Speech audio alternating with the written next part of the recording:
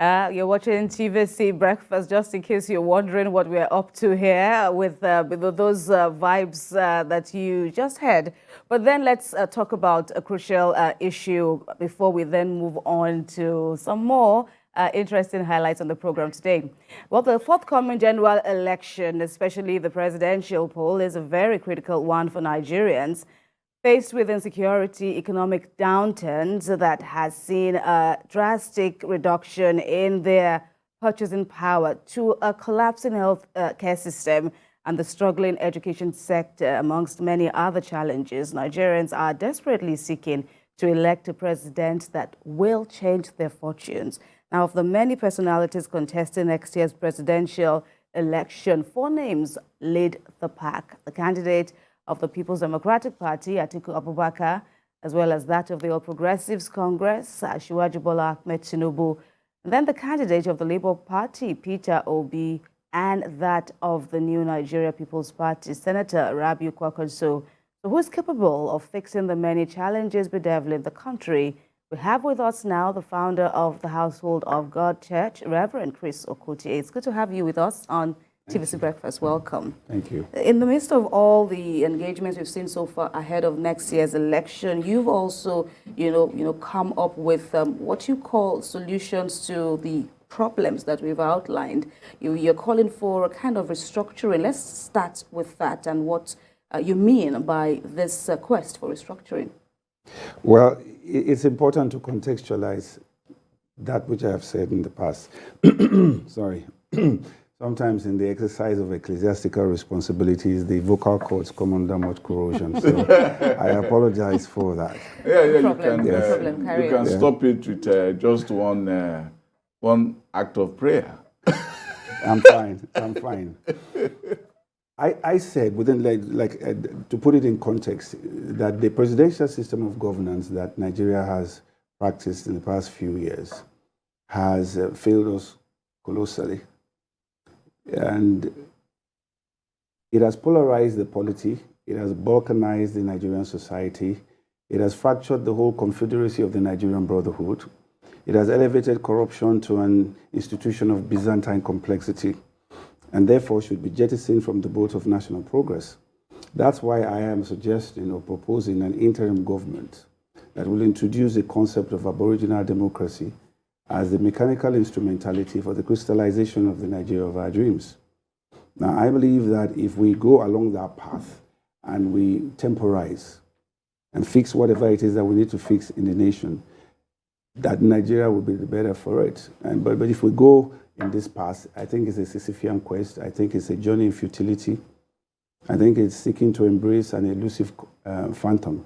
And that is why I am asking that the flag bearers temporize and maintain a hiatus until we have fixed the problem of Nigeria before we can begin to talk about leadership. Well, you talk about aboriginal democracy. What does that mean? Well, it just simply means going back to the original definition of democracy. The classical definition that we have today is government of the people, by the people, for the people. But that is not the experience in Nigeria. What we have is government of the party, by the party, for the party. I call it partisanism. And it's a jactitation of the democratic process. It's a false verisimilitude. What we must do is take democracy back to its origins, which is the people.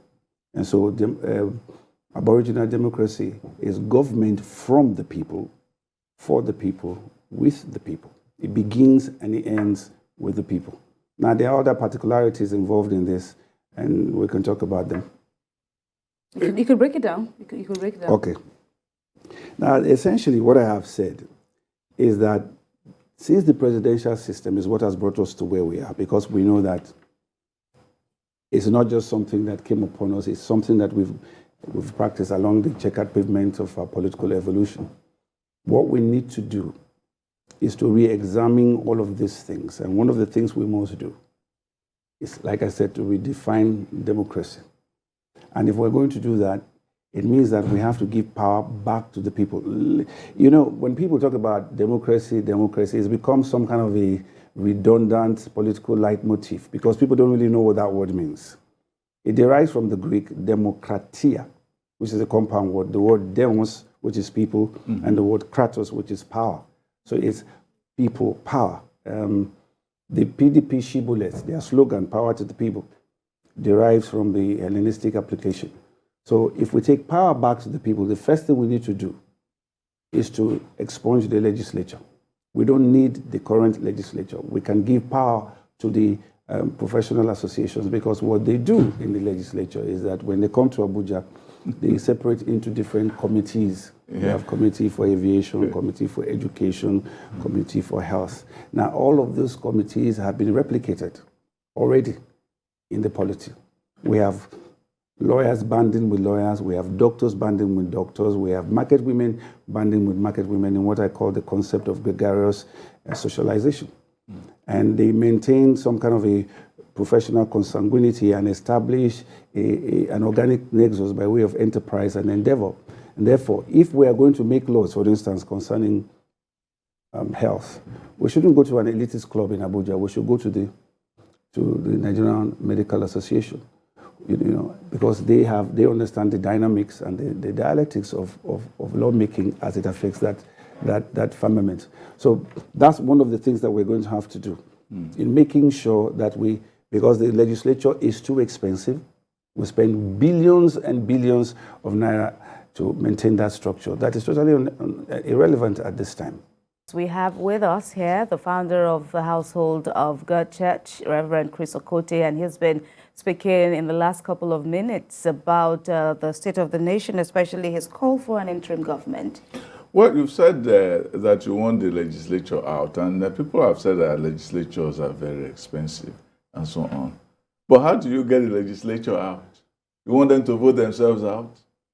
No, you see, what we require at this time is the coming together of patriots, because Nigeria is on the cusp of a major crisis, and it's imperative that we do something about it. This partisanism is what has brought us to where we are today. We are not practicing true democracy. And it's like I defined to you the Greek word for democracy, demokratia. But even if we go beyond that, you would find that one of the problems we have today is the Nigerian constitution. And so if we're talking about an interim government, one of the things that we're going to be dealing with will be restructuring, redefining our federalism. Because what we have right now is what I call an inexactitude. Let me put it that way without being too harsh. We have a concept of governance that is more unitary than federalist. And so we need to fix that constitution, because it was Nicodemously contrived and imposed upon the people. It is not a people's constitution. That is terminological inexactitude. It's a realistic piece of fakery. So we need to change the constitution, particularly as it refers to our federalism, to understand the centrifugal, the centripetal forces, how they interact and how they are manipulated. We need to restructure. People need to know that they have the autonomy to control their resources.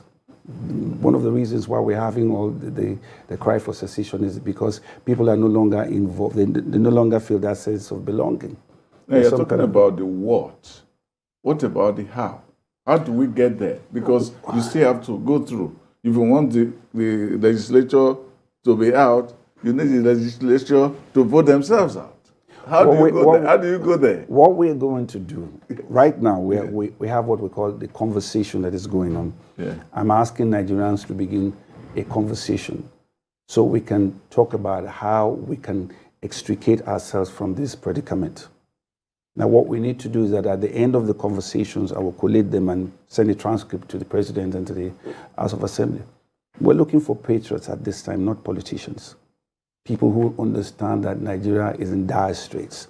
What they need to do is make a law that will engender an interim government. And if the House of Assembly is in cahoots with the President, that can so easily be done.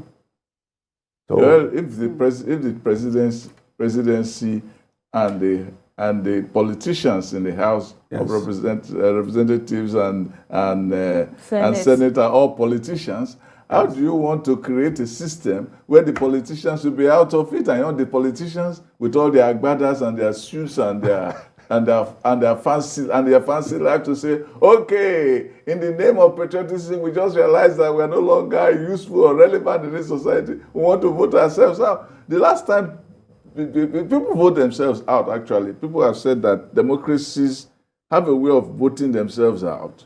That they say we also have this thing going on now in Russia, and even in Britain, is narrowing everything with Brexit, narrowing the chances of the majority with Brexit in Hungary. And even in the past, it has happened that legislators, the Greeks themselves, when they sign themselves out, they create autocracies eventually. So when that happens, it's probably them yielding to a powerful force, a cabal, that had the control of the legislatures before, but they tend to now take over from the cabal that they had before. So what you're asking for is for them to torpedo themselves and hand over to the people. You want to do that without a revolution? It is possible. How? To everything there is a season and a time to every purpose under heaven. When the season comes, the agitation becomes ubiquitous. And when the time comes, the mandate becomes an imperative. I understand, and I am sure that those who are watching understand, that we are at the cusp, right on the cusp of a major crisis. And when that happens, people begin to think beyond self-aggrandizement. And I believe that for the sake of the corporate existence of our nation, that men and women in the political class will begin to rethink. And that's why I'm saying this, because the situation in Nigeria now is even beyond definition. Right. Everyone, agrees up to that point that yes, indeed, the situation calls for some form of change. But from my takeaways from what you said so far is the Constitution would have to be suspended. Does the Constitution even, foresee a moment like this as the one you're preferring? Because the Constitution has it in plain and clear terms. After 4 years, there will be election, there will be general election. So this will more or less, I don't know, are you saying that the presidency would also be suspended in addition to, all the other areas that you've spoken about, and then enter the reign of the professionals? How much good will that give us? Because even there are also issues of politics, bedeviling these professional associations that you have talked about. What we need to understand is that this is a very unusual circumstance.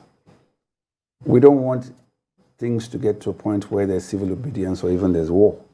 So when you have a situation like that, you've got to do what is necessary. And that's what I'm talking about.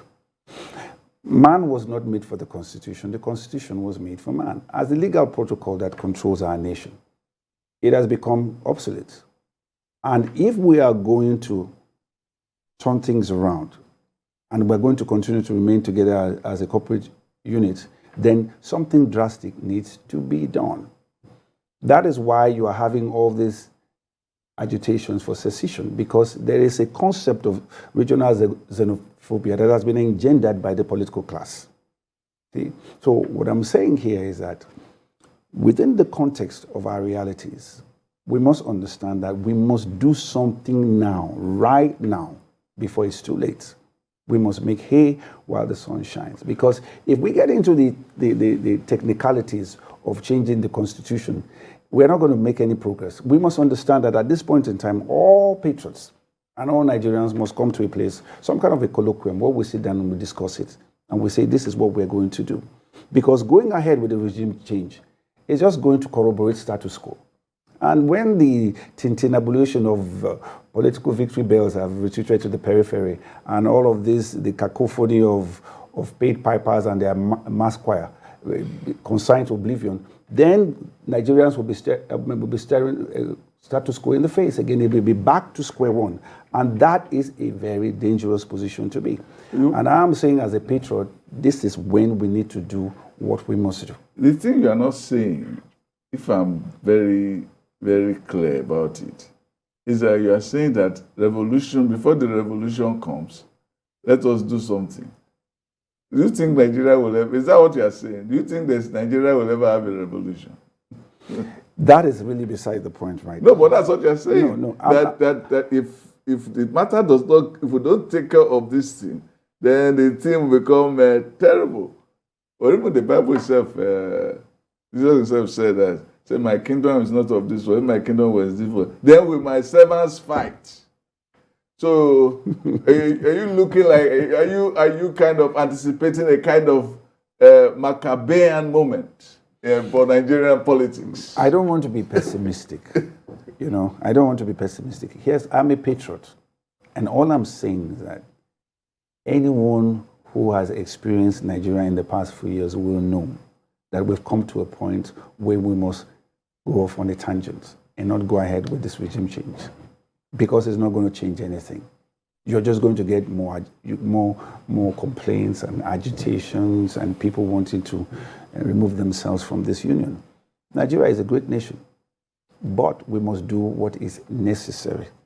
See, so if we do what is necessary, and men can understand that there comes a time in the political evolution of every nation where people have to kind of forget about themselves, forget about their own self-aggrandizement, and be more patriotic. Do you have any precedent in history to really support this kind of proposal? I've often said that. Careful. Okay. Yeah. Careful. I've often said that people compare Nigeria with other nations, and all those comparisons only hold true in academic dissertations and what I call humdrum, political punditry. We are a unique people. We have the intelligence, we have the capacity and the capability. Yes, there might be parallels in the geopolitical achievement quotient, but these comparisons are inconsistent with our contextual realities. Nigeria is a nation that has the capacity to do what we must do, particularly when it comes to our survival. In a millennium where the quest for innovation and harmony knows no frontiers, we don't have to look up to any other nation. For instance, America did not follow Britain. They chose a system of theirs, which is what we are emulating right now. And it seems to me that we have this fatalistic mimic spirit, and we do not understand that even if we borrow a concept, we must tailor it according to our cultural realities and sensibilities. So it doesn't really matter if there's a precedent anywhere. What I'm saying that... But we are humans. We are humans. We run societies. We run structures. Yes. We have resources. We breathe. So we have to relate to others of the same kind. So we can't just be unique in a way that we are not connected to humanity, as John Donne said, that we all belong to the same humanity. No doubt about that. In Aboriginal democracy, there are compartmentalizations. For instance, we must talk about cultural historicity. We must talk about evolutionary modernity. We must talk about global relativity as the necessary ingredients for the evolutionary political indigenization.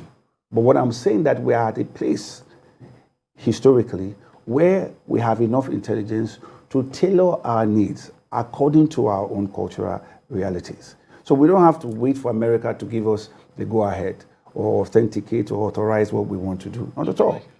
We have many, many, many people within the political class who understand what I'm saying, and that the time has come for us to create an indigenous system that works for us. So how do we fix the many problems bedeviling Nigeria at this moment? Reverend Chris Okotie has been proffering what he calls the need for the creation of an interim government. And insecurity remains a burning issue in Nigeria. Community policing has been suggested as a way forward, as well as state police. Where does this sit in your proposal? Well, at this juncture, we have not come to that point. First is to get a consensus that there is a need for an interim government. Then what the terms of reference will be another subject entirely. Right now, what we're talking about is a conversation that will lead to the creation of an interim government. And that's what we're talking about right now. Now, when that becomes a consensus, then we begin to talk about the compartmentalization, the bracketization of all of these things.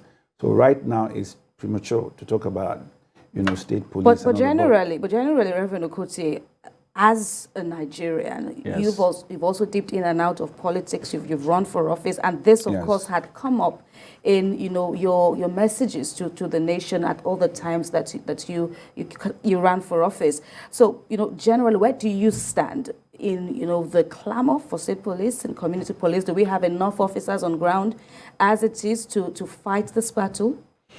I do not have the empirical data to be able to make that kind of statement, because you need information to be able to make that kind of classification.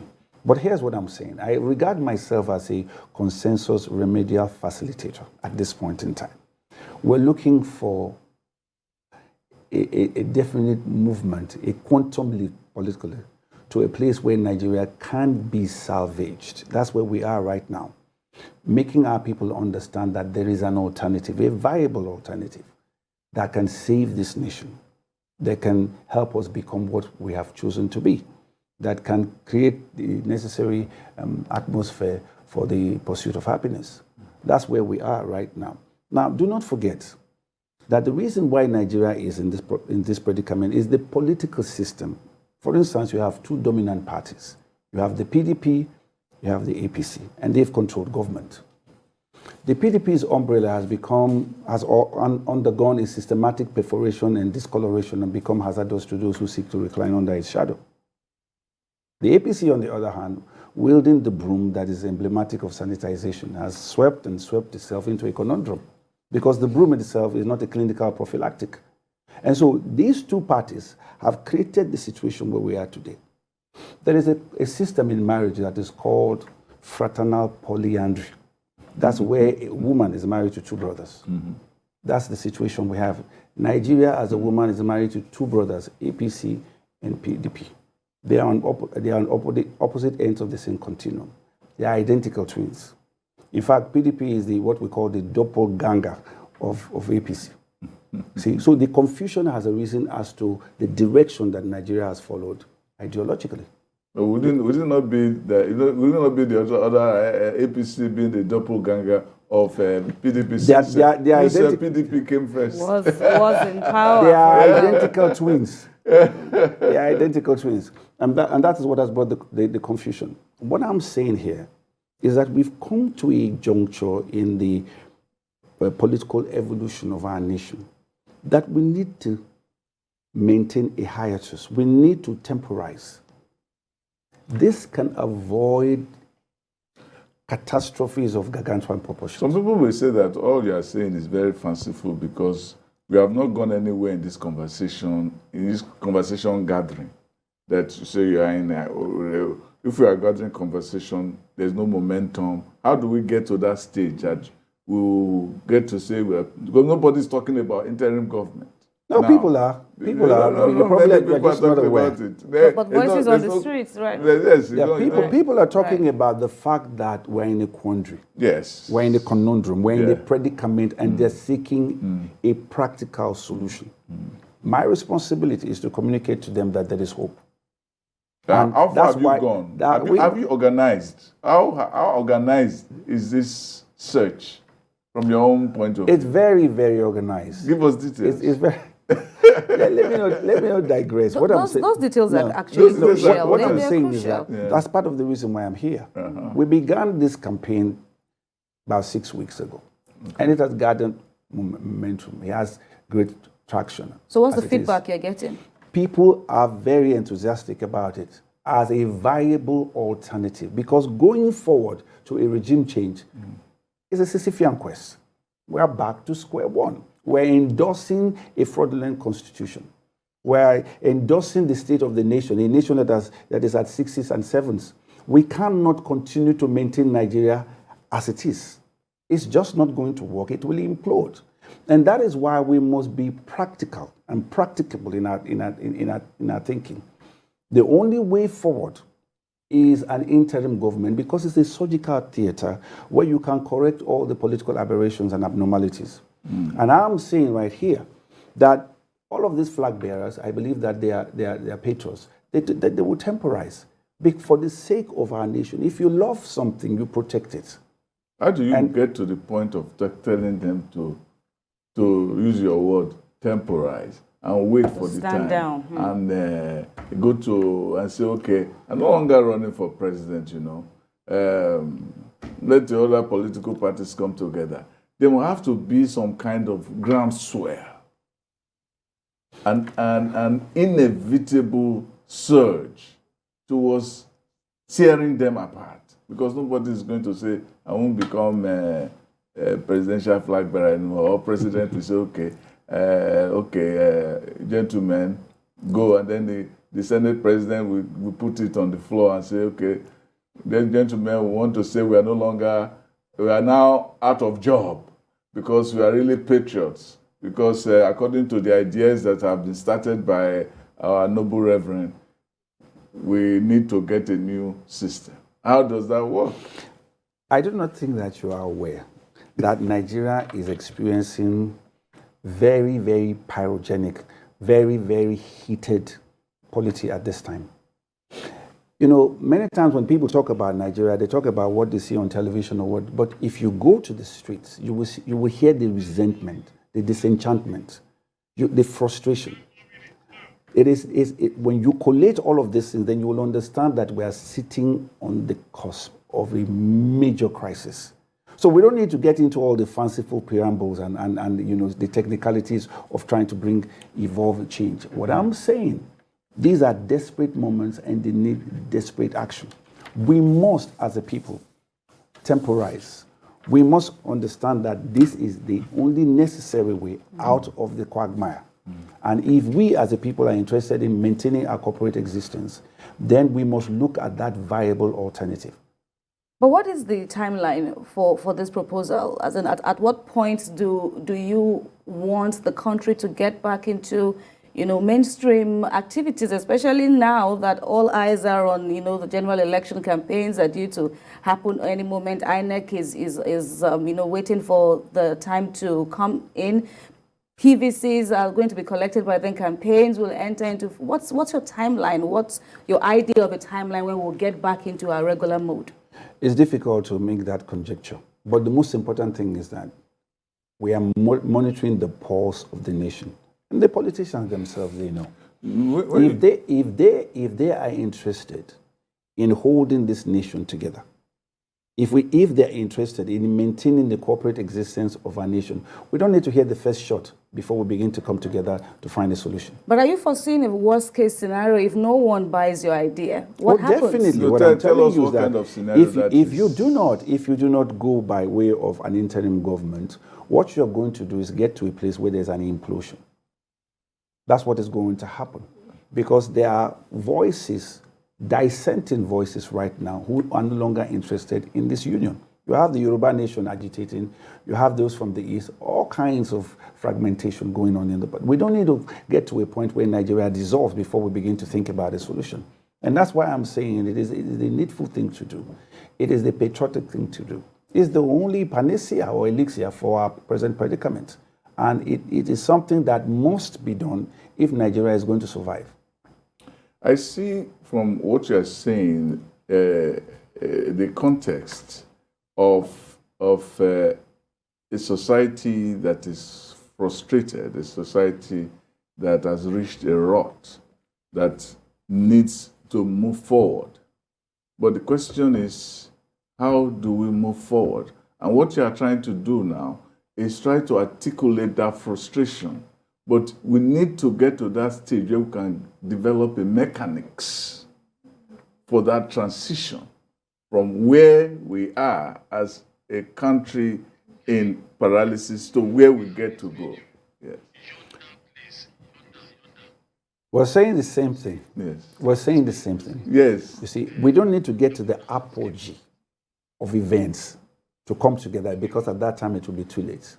The indicators are very clear and very glaring. We need to temporize at this point in time, and we can walk through the House of Assembly and the presidency. Remember that Aboriginal democracy is still involved with the governmental trifecta, where you have the judiciary, you have the executive. It's just that the legislature is different. Instead of this elitist club that we have in Abuja, we have people who are within the polity, who have an organic nexus and have been involved in this for as long as we know. What we must do as a people is find the strength to find the courage to say, this is the only solution. And if we don't do that, we'll be sorry. All right. Reverend Okotie, we'll put you on hold. You've spoken, on so many issues, especially in this quest for unity and national development. But let's bring up something interesting for you and our viewers. Yonder place where the lights are shining bright. No more night. Old is it? 1995. Right, Reverend Okotie was just saying that that's old, but I don't. That's one of my favorites, by the way. But I think it's still apt. I think the message there is also resonates. Yes. How do you view the sentiments you had in writing that song as to your sentiments now? Same, because it's biblical. And you can't change that. The Word of God is immutable. And once we accept that reality, then everything that we communicate must be in consonance, in alignment with biblical revelation. And do you get the sense? That's prophetic. Do you get the sense that the ecclesiastical class is intruding too much on our political spheres, and they're actually compromising themselves in the way they go about it? I don't think so. I think they're a bit too nonchalant, really. Because we have a philosophy in Scripture. In the book of John, Jesus said, I am the way, the truth, the life. No man comes to the Father outside of me. So you can go from dystopia to utopia. So, and through this compartmentalization, I am the way, that's methodology. Mm-hmm. When it takes on political coloration, it becomes ideology, which begets. Is that not appropriation? Because Jesus Christ himself said, my kingdom is not of this world. All right. No, that's what that will be your final take. We've run out of time and we still have to bring up. So what's your, do you want to answer his question? Maybe that will we'll end on that note. Let me just say that these are very, very difficult times for our nation. Mm. We need people who can isolate their self-aggrandizement, their personal desires, and focus more on the nation. Patriotism, in fact, I did a tweet a few days ago that love is coterminous with sacrifice. We protect what we love, no matter the sacrifice. And I believe that an interim government is a formidable protective bulwark for Nigeria at this time, no matter the sacrifice. God so loved the world that he gave. Yes, it is. So yes. Sacrificial, so sacrifices all the way. Yes. Reverend Chris Okotie, we say a big thank you to you for coming in and discussing with us, your passion at the moment. We'll see how it all goes, and hopefully we get to compare notes sooner than later. Thank you. Thanks again. Thank you. Thanks a lot.